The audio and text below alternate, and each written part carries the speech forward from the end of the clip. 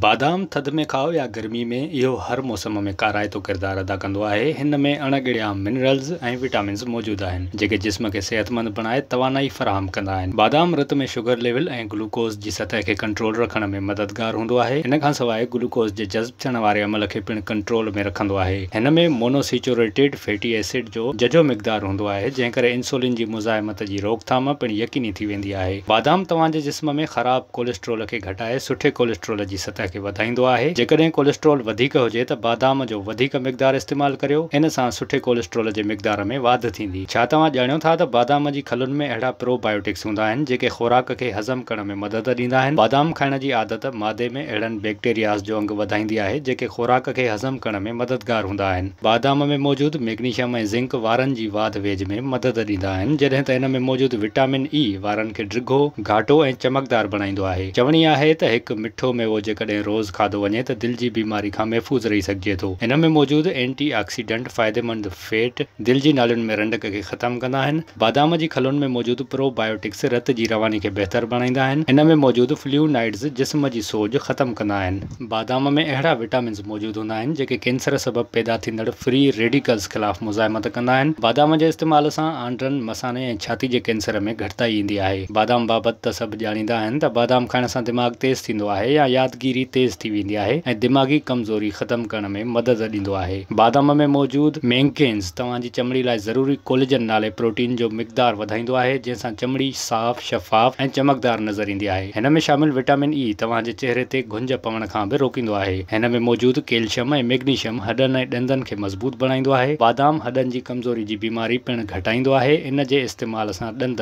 तकिड़ो नाहिनि किरंदा। विज़िट कयो अवामी आवाज़ मीडिया ग्रुप जी वेबसाइट awamiawaz.pk